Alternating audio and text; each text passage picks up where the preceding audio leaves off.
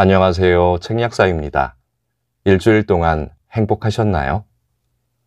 오늘 낭독해드릴 책은 사이토 히토리의 운이 좋다입니다. 다산북스에서 출판되었습니다.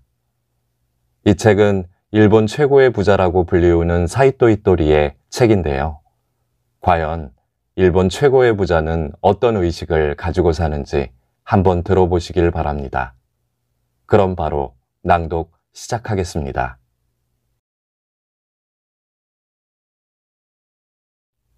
웃는 얼굴이 최고의 관상. 아침이 되면 밝아지고 밤이 되면 어두워진다. 세상에는 이렇게 말하는 사람도 있지만 제가 볼 때 이것은 과학을 잘 모르는 사람이 하는 말입니다. 아침이 되었으니 밝아진 게 아니라 태양이 존재하니까 밝은 겁니다. 태양이 없다면 지구가 아무리 열심히 회전해도 세상은 온통 깜깜하겠죠. 그리고 태양은 자기가 기분 좋을 때만 빛을 내지 않죠. 만약 그렇다면 그건 이미 태양이 아닙니다. 태양이라는 것은 언제 어느 때든 늘 불타오르며 지구를 비추고 있습니다. 무슨 말을 하고 싶은가 하면 아무 생각 없이 멍하니 있으면 누구라도 기분이 우울해진다는 겁니다. 마치 태양이 없는 상황과 같습니다. 경기가 불황이든 부모님께서 건강이 안 좋으시든 자신이 어떤 환경에 부닥치든 밝은 생각을 하지 않는 한 삶이 긍정적으로 변하진 않습니다. 저는 스스로에게 이렇게 말해왔습니다. 나는 항상 밝게 빛나는 태양 같은 존재다. 어떤 상황에 부닥치든 이 세상에 태어난 것을 감사해하고 행복해하자.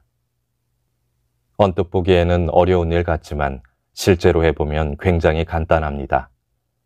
늘 밝은 표정을 짓는 것, 이것뿐입니다. 웃는 얼굴은 누구에게나 최고의 관상입니다. 엄청난 운이 흘러들어옵니다. 저절로 행복해집니다. 왜냐고요? 뭔가 고민에 빠진 사람의 얼굴을 떠올려 보기 바랍니다. 미간에 잔뜩 주름이 있고 입은 굳게 담은 채 삐뚤어져 있습니다. 이런 표정을 짓다 보면 어느새 양쪽 눈 사이에 있는 제3의 눈이라 불리는 눈이 닫혀버립니다. 애염명왕이라는 불상을 본 적이 있는 사람은 잘 알겠지만 이 불상은 이마에 눈이 붙어 있습니다. 바로 이 눈이 제3의 눈입니다. 제3의 눈은 육안으로 볼 수 없는 것을 볼 수 있는 눈으로 이 눈을 통해 모든 상상력과 아이디어의 원천을 얻는다고 합니다. 그런데 미간에 자꾸 주름이 생기면 이 눈이 닫히게 되죠. 아무것도 볼 수 없게 되죠. 잔뜩 인상을 쓰면서 고민해봤자 근사한 해결책은 결코 떠오르지 않습니다. 한번 웃어보세요. 어느새 자연스레 이 눈이 열리게 됩니다. 사람을 행복으로 이끄는 아이디어가 샘물처럼 솟아오르죠. 제가 이런 말을 해도 모두가 믿지는 않겠죠. 실험 삼아 활짝 웃으면서 잔뜩 미간에 주름을 만들어 보세요. 아마 굉장히 하기 힘들 겁니다. 신기하게도 하기가 힘듭니다.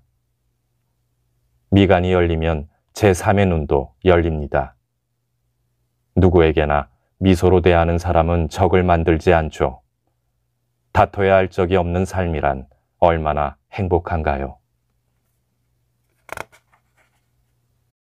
죽음과 고생을 연상시키는 숫자 4와 9를 애지중지했더니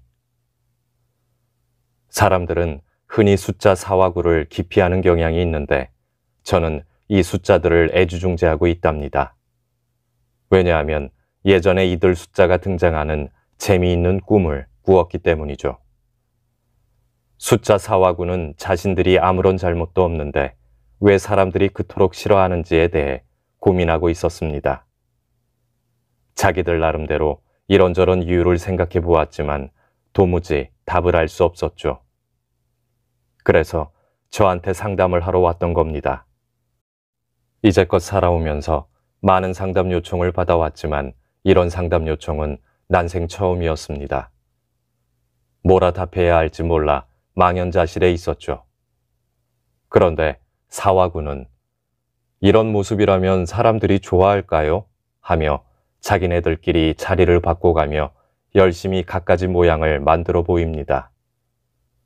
그 모습이 너무 진지해서 그만 웃음을 터뜨려 버렸는데 웃지만 말고 히토리 씨도 뭔가 아이디어를 내봐요. 라며 핀잔을 주더군요. 저는 사뭇 진지하게 이렇게 대답했죠. 사람들이 사와 구를 기피하는 것은 죽음과 고생을 연상시키기 때문이지 특별히 당신들이 잘못해서가 아닙니다. 그러자 이들은 그건 너무해요. 우리들이 합하면 모든 일이 좋아지는데 말이에요. 하고 대답하는 겁니다. 이 말을 듣자 저는 두 숫자가 그동안 부당한 대우를 받아왔다는 생각에 치근한 마음이 들었습니다. 그래서 앞으로는 당신들을 소중하게 여기겠다고 하자 그들은 안도의 한숨을 쉬며 감사합니다. 둘이서 당신의 인생을 좋아지게 해드릴게요. 하고는 사라졌습니다. 여하튼 정말 황당한 꿈이었는데 저는 사와 구가 합치면 좋아진다는 말이 된다는 사실을 알게 되었죠. 그 후로는 전화번호에서 자동차 번호판에 이르기까지 죄다 사와 구로 바꿔버렸습니다. 그 때문인지 아닌지는 모르겠지만 그 이후로 확실히 좋은 일이 연달아 일어났습니다. 이 이야기를 제자들에게도 전해주자 모두 기뻐하며 좋아하더군요.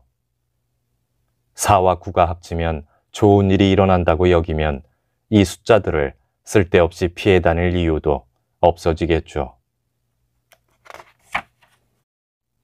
실력은 인간의 힘, 운은 하늘의 힘. 주사위를 던져 숫자 1이 나올 확률은 6분의 1입니다. 그런데 실제로 주사위를 6번 던졌을 때 1이 한 번 나오나 하면 반드시 그렇진 않습니다. 만약 연속으로 1이 나오게 하려면 그야말로 수없이 많은 시도를 해야 하겠죠. 그런데 이를 가능케 할 수도 있습니다. 말의 힘을 빌리면 되죠. 오해하지 말아주세요. 카지노에서 돈 버는 이야기가 아닙니다. 사업이 좋아진다거나 행복하게 살 수 있다는 이야기입니다. 꽤 오래전에 TV에서 리본 체조의 경기를 본 적이 있었는데 아름다운 외모의 선수와 미안하지만 그렇지 않은 선수가 경합을 벌이고 있었습니다. 기량면에 있어서는 외모가 아름답지 않은 쪽이 분명 좀 더 뛰어났는데 우승한 선수는 아름다운 선수였죠. 여러분은 실력 있는 선수가 우승하지 못한 이유가 무엇이라고 생각하나요? 답은 간단합니다. 외모가 아름다운 여자 선수는 어렸을 때부터 주위 사람들로부터 예쁘다는 말을 많이 듣고 친절한 대우를 받았을 겁니다. 당연히 좋은 추억을 많이 간직하고 있었을 테죠. 한마디로 오늘은 운이 좋구나 라고 느끼는 날이 많은 것이죠. 그 결과 나는 운이 좋은 별 아래에서 태어났구나 하는 식으로 자신의 삶을 긍정적으로 바라보았을 겁니다. 이런 사람은 중요한 승부처에서 커다란 운을 자기 편으로 만들 수 있죠. 무슨 말을 하고 싶냐 하면 승부에 강한 사람은 따로 있다는 겁니다. 그리고 이런 사람은 대체로 평소에 나는 운이 좋다고 생각합니다. 운의 힘은 셉니다. 실력보다 더 셉니다. 왜냐하면 실력은 인간의 힘이지만 운은 하늘의 힘이기 때문이죠.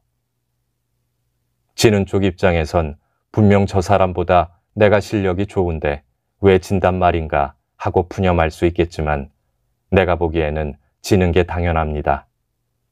상대방과 당신의 승부가 아닙니다. 운 좋은 사람과의 승부는 곧 하늘과의 승부이고 인간이 하늘을 이기기는 정말 힘들다는 겁니다. 운이 좋다고 말하는 사람이 진짜 운이 좋은 사람. 저는 어찌 보면 참 이상한 사람인데 그렇기 때문에 소득세 납부순위 1위에도 오를 수 있었던 것 같습니다. 저는 중학교밖에 졸업하지 못했습니다.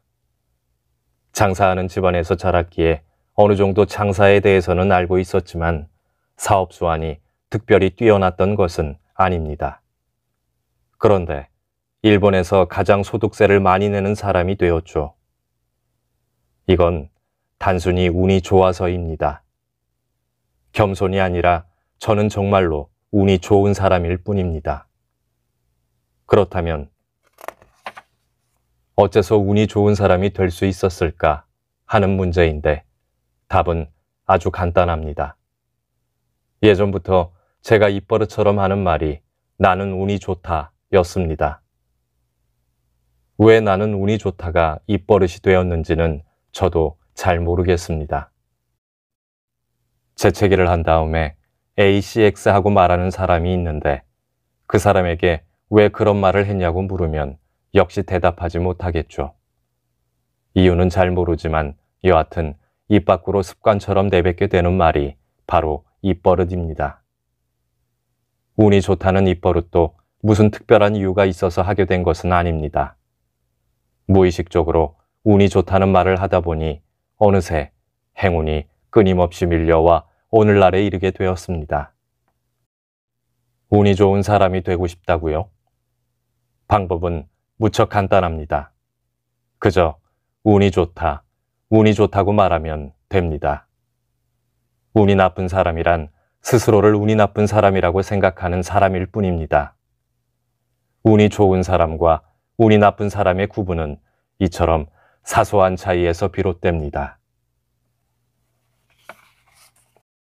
고생을 사서 하라고? 성공하기 위해서는 고생해야 한다느니 젊었을 때는 고생을 사서라도 하라는 말이 있습니다. 하지만 저는 그렇게 생각하지 않습니다.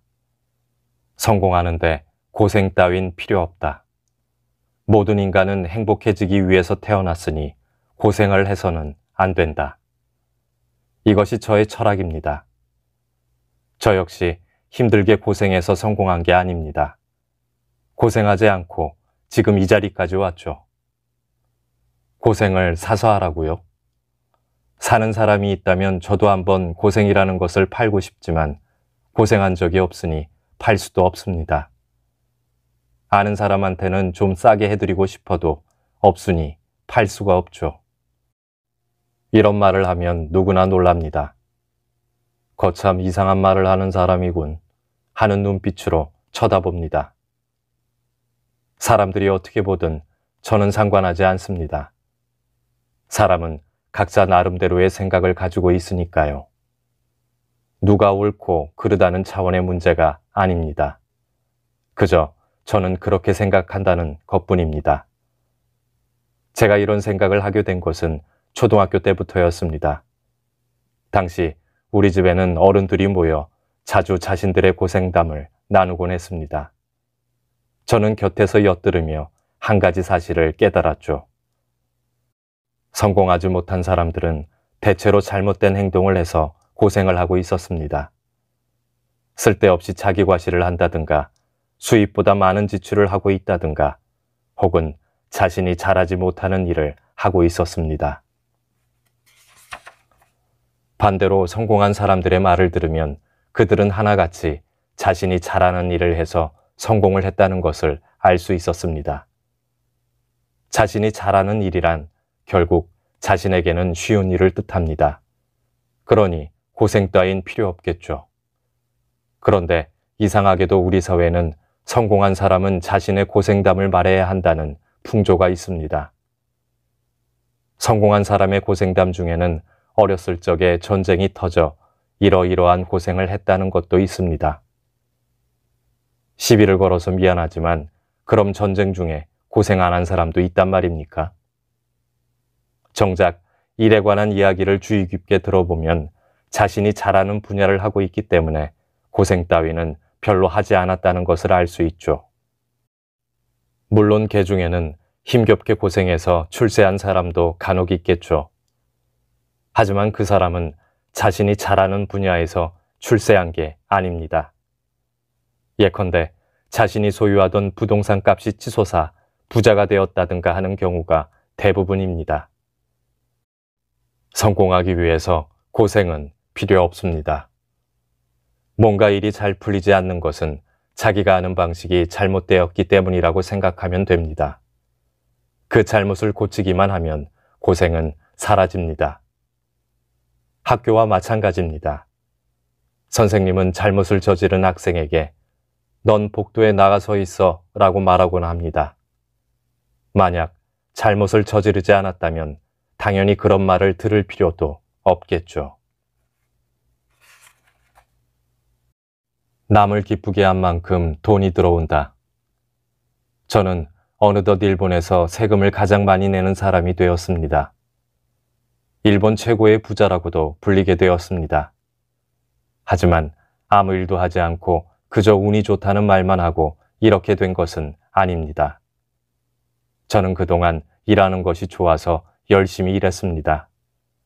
사업이라는 것은 경마처럼 한 방 크게 맞추면 끝나는 게 아닙니다. 이익을 끊임없이 창출해야 합니다. 손님들이 기뻐하는 일을 하지 않으면 이익은 계속 나오질 않습니다. 따라서 저는 어떻게 하면 손님들을 기쁘게 할 수 있을까를 늘 연구하며 상품을 만들어 왔고, 물론 지금도 그렇게 하고 있죠.